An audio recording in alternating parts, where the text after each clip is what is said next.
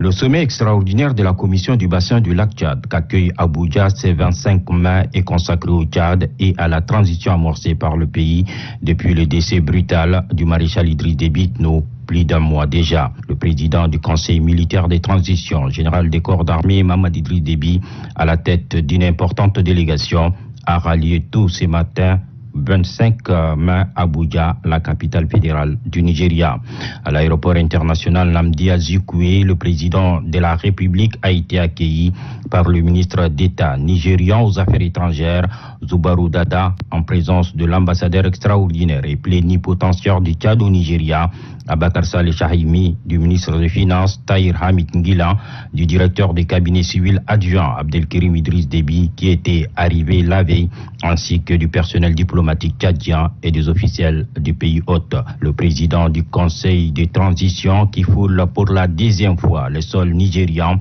depuis son avènement à la tête du pays, a reçu un accueil de plus expressif et tous les honneurs dus à son rang. Toutes les subtilités protocolaires ont été respectées.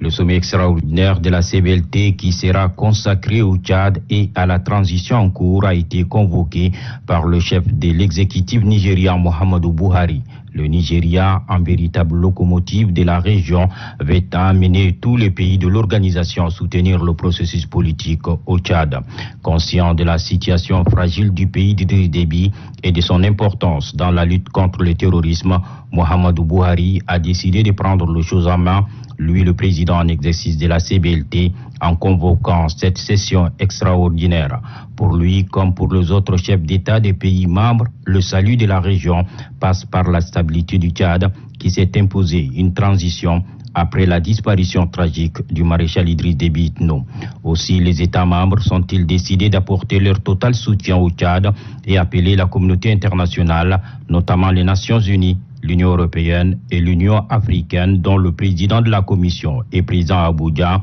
ainsi que le partenaire technique et financier d'accompagner le pays sur tous les plans. C'est donc à une union sacrée autour du Tchad et du CMT que Buhari et ses pairs vont se pencher au cours d'un sommet aux multiples enjeux pour N'Djamena. Le président de la République, général des corps d'armée, Mahamadou Idriss Déby, accordera en marge de ce sommet des audiences, notamment au président du Conseil présidentiel libyen, Mohamed Memphis Younous, et au Soudanais, Brahim Diabar, membre du Conseil souverain.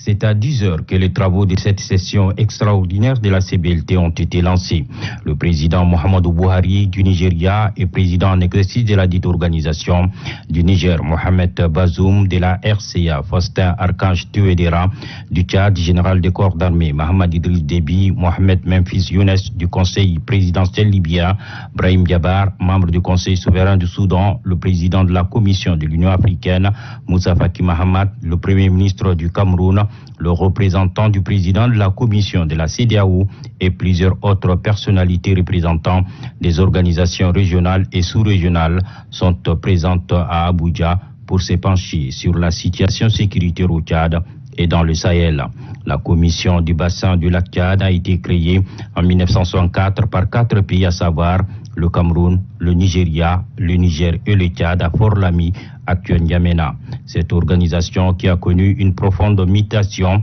tient aujourd'hui pour la première fois une session consacrée à la situation politico-sécuritaire d'un de ses membres et du Sahel. Une préoccupation guidée par le décès brutal en avril dernier du maréchal du Tchad, Idriss Déby Itno, à qui le président de la Commission de l'Union africaine, Moussa Faki Mahamat, a rendu un vibrant hommage, le qualifiant d'infatigable combattant pour la stabilité de la sous-région et du continent et qui a laissé un vide difficile à combler. Pour Moussa Faki Mahamat, la menace Boko Haram et d'autres groupes terroristes criminels existe et trouve l'initiative d'organiser ce sommet sur la stabilité du Tchad et du Sahel est bien inspirée. Il serait hasardeux pour lui de ne pas prendre l'exacte mesure des faits ayant causé la disparition tragique du maréchal du Tchad et de leurs conséquences. L'Union africaine soutiendra et accompagnera le Tchad pour conduire la transition à bon port, indique le président de la Commission de l'Union africaine.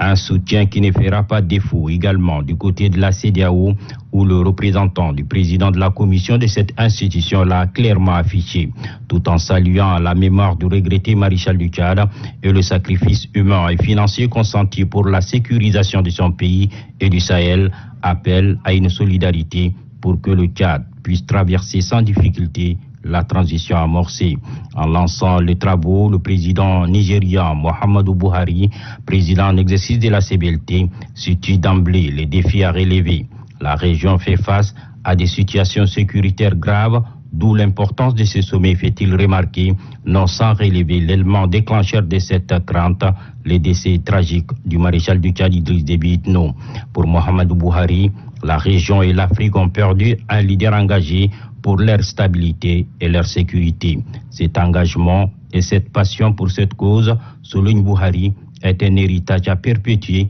en menant une lutte sans merci contre le groupe armé et les terroristes. Le flux des personnes, de groupes armés, des armes, de drogue et la situation en Libye reste un défi et une menace à la sécurité de la région et du continent, éclaire le chef de l'État nigérian, estimant que la situation au Tchad doit être gérée de manière efficace afin que le verrou qui constitue ce pays ne saute pour embraser les autres. Il appelle au dialogue et à la réconciliation pour réussir la transition en rassurant le Tchad de son engagement sans faille. Le chef d'État et de gouvernement se retrouvent ensuite à huis clos pour délibérer et prendre des résolutions pour accompagner le Tchad dans cette phase difficile qu'il traverse.